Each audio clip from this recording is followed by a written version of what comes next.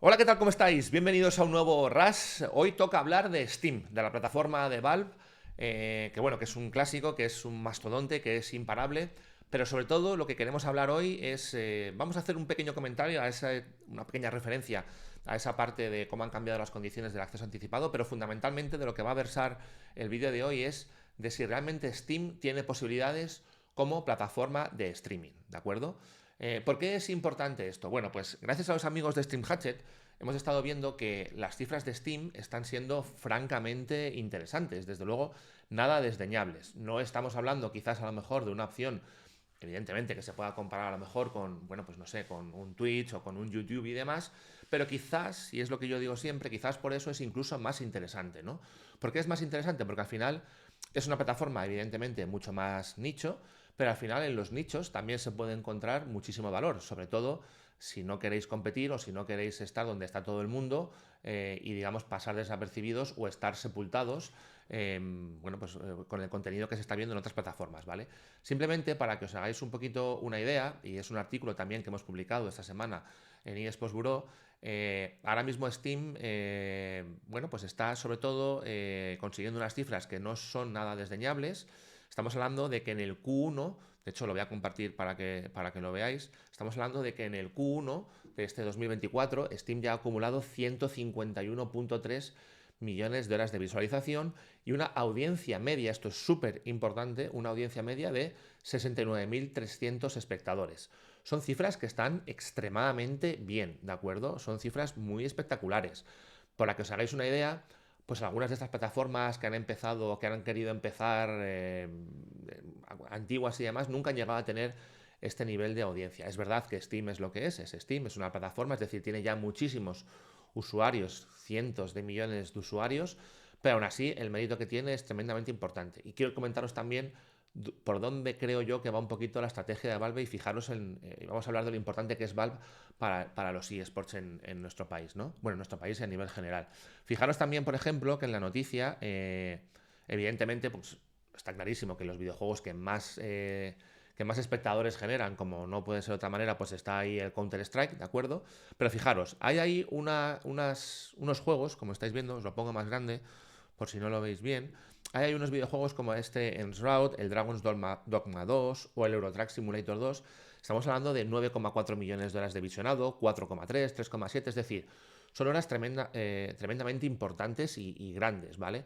¿Por qué decía yo que se puede llegar a tener una estrategia importante en Steam? A ver, si vais a Eurotrack Simulator y veis cómo puede estar el contenido en Twitch, pues muy probablemente esté sepultado por otro tipo de contenido, no ya solamente relacionado con videojuegos, sino evidentemente a nivel generalista, just chatting, etcétera, etcétera. Entonces, ¿qué mejor sitio para poder poner o para poder intentar conseguir una audiencia que una plataforma donde sabes que lo que están congregados son jugadores específicamente, ¿de acuerdo? Entonces creo que es un sitio tremendamente interesante y fijaros, os leo un poquito un dato que creo que es muy relevante, ¿de acuerdo? Vamos a verlo juntos.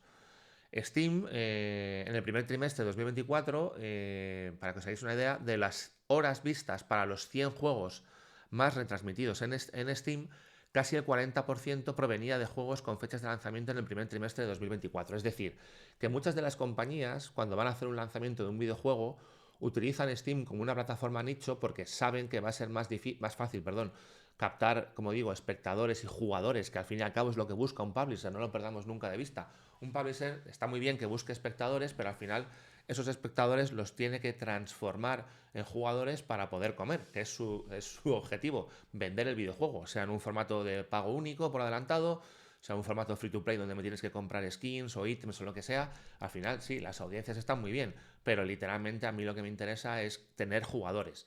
¿Qué mejor sitio para convertir esas audiencias en jugadores que la propia plataforma de Steam, donde con un simple botón, aparte de estar viendo el videojuego, te lo descargas o lo compras y empiezas a jugar, ¿no? Entonces, fijaros, lo que está diciendo es que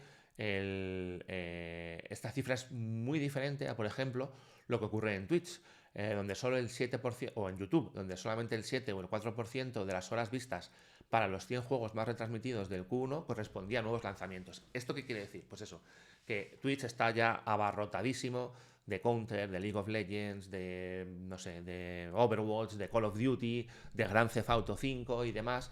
Y si tú eres nuevo en el mercado e intentas llegar allí, poco menos que te vas a comer un colín. Por lo tanto, Steam se está erigiendo como una plataforma muy interesante para el streaming de nuevos lanzamientos. Este es el punto fundamental y a que quería llegar, ¿no? Que esos nuevos lanzamientos muy probablemente tengan mucha más vidilla y puedan conseguir muchos mejores números en una plataforma como Steam. Aquí además yo quiero comentar una cosa que me parece tremendamente significativa, que creo que es muy propia del modelo de Valve y que bajo mi punto de vista sé que son diferentes, sé que se les pueden achacar algunas cosas, que muchas veces a Valve se le ha dicho que es un publisher que en el tema de los eSports no se implica demasiado porque realmente lo que hace es que, bueno, te da el permiso y ya está, solamente se implicaba mucho en The International, etcétera, etcétera. Bueno, puede ser verdad.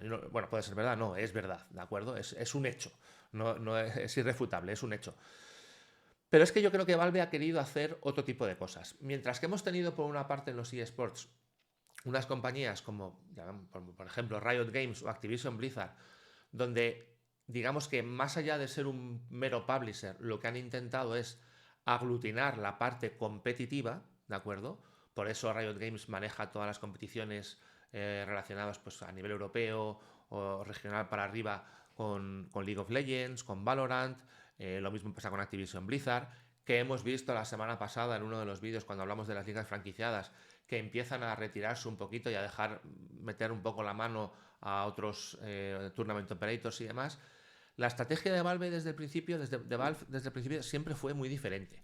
La estrategia de Valve, y esto es lo que a mí me maravilla más, no sé si lo han conseguido o no, pero desde luego creo que tiene cierto sentido y que le da mucho valor a Valve como compañía, su estrategia nunca fue creemos nosotros los torneos para poder controlar las competiciones. No es nuestro trabajo, existe un actor dentro de la cadena de valor que lo sabe hacer muy bien, como son, por ejemplo, los tournament operators, donde podemos aportar nosotros más valor. Y sobre todo, y vuelvo a repetir, de forma muy inteligente, donde podemos conseguir nosotros unas audiencias, ¿de acuerdo?, que sean fácilmente transformables en jugadores. Ostras, pues tenemos una plataforma que se llama Steam. De hecho, ya no se habla de ello, pero digamos que hace unos años Steam, yo creo que fue la misma plataforma, pero bueno, el nombre o el naming que se le dio y demás fue Steam TV.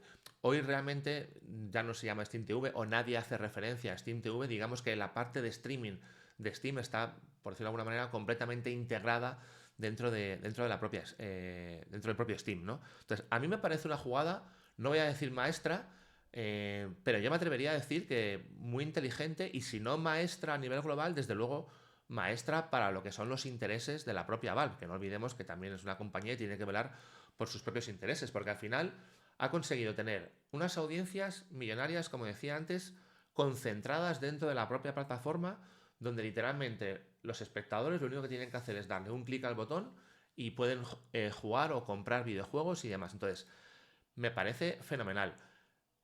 Hemos dicho muchas veces que en los eSports hay, o una de las ventajas o características de los eSports es que determinados agentes no tienen un rol único, sino que también pueden asumir el rol de otros actores de la cadena de valor. Por ejemplo, como decíamos, los publishers han adoptado en muchas ocasiones y siguen adoptando el rol del Tournament Operator. Los propios clubs, de cierta manera, han adoptado el rol del Tournament Operator, ¿no? Haciendo sus propias competiciones y demás, pues para poder tener más visibilidad, etcétera, etcétera. No hay nadie que haya intentado, o no hay ninguno de los dos actores de la cadena de valor que haya intentado convertirse a la vez en un rol concreto y en una plataforma. Fijaros en las ventajas que yo creo que esto le da a Valve. Es decir, no por cifras no, pero es como si dijésemos que Valve crea o tiene su propio Twitch. Entonces, imaginaros que, por ejemplo, no sé, que Riot Games fuese el dueño de Twitch. Pues sería la releche, porque League of Legends ya pegaría un petardazo, ¿no?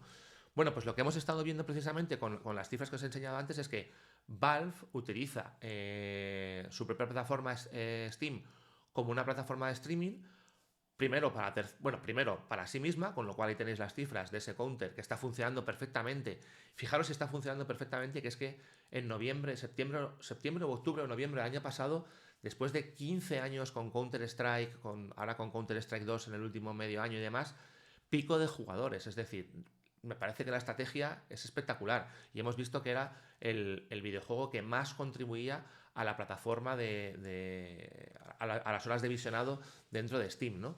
Bueno, pues a mí me parece, entre comillas, una genialidad, ¿no? Me parece haberle dado una vuelta de tuerca a una plataforma como Steam, que está funcionando perfectamente bien, que ya tiene una base de usuarios potentísima, que por mucho, por ejemplo, que otras plataformas hayan llegado al mercado intentando desbancarla, como la Epic Games Store, que también funciona muy bien, pero incluso poniendo muchísimos juegos gratis, haciendo un esfuerzo muy grande, dándole más porcentaje a los desarrolladores de retorno y demás, incluso aún así no ha sido ni por asomo capaz de desbancar a Steam. Entonces me parece literalmente bueno, pues no sé, una estrategia francamente formidable, o yo por lo menos así lo entiendo.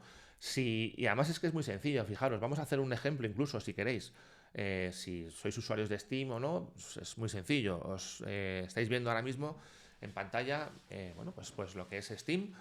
Cuando se está grabando este vídeo, fijaros, tenéis aquí, aparte de que por aquí creo que hay alguna parte donde pone los directos y demás, pero bueno, si no, aquí por ejemplo tenéis Monster Hunter Rise y tenéis, hay gente en directo.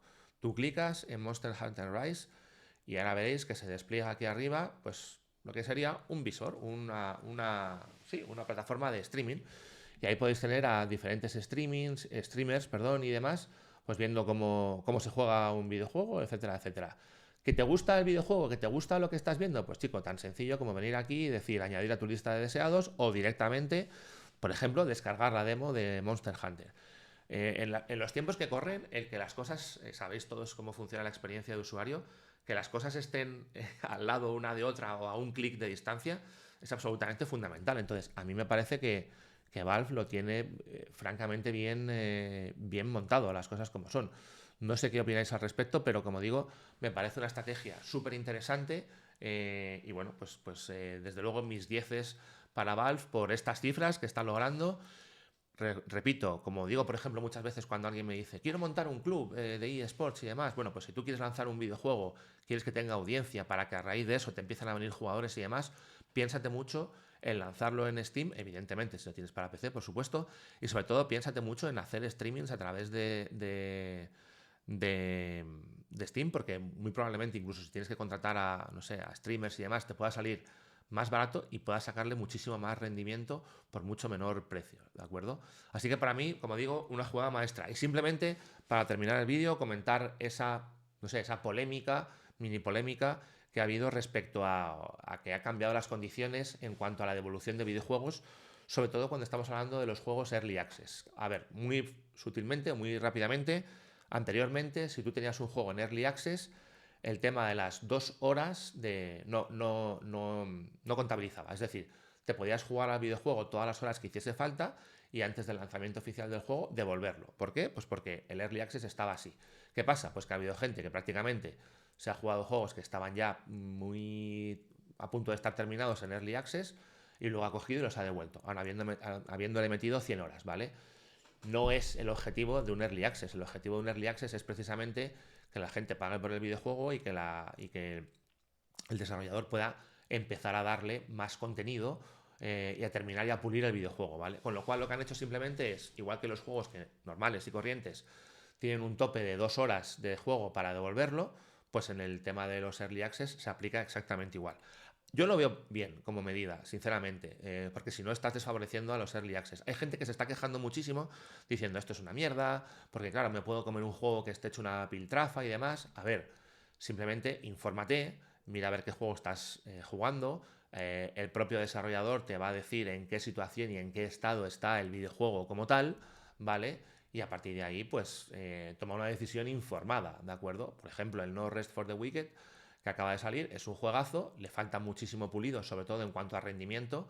Si ahora alguien le ha metido 20, 30, 40 horas, que los hay, y de repente porque está en un acceso anticipado puede literalmente devolver el videojuego, pues al final la rentabilidad para la compañía poco favor estás haciendo al tema, a la industria de los videojuegos. Pero bueno, simplemente quería comentar eso como final del vídeo. Espero que os haya gustado. Decidme en los comentarios si creéis que Steam puede ser considerada una plataforma, una digna plataforma de streaming. Si pensáis que es algo residual, si pensáis que es demasiado nicho lo que yo os he comentado para los videojuegos nuevos, no sé, dejadme lo que pensáis en vuestra caja de comentarios. Nos vamos viendo y atentos que vamos a seguir generando muchísimo más contenido. Un abrazo y hasta el próximo vídeo. Chao.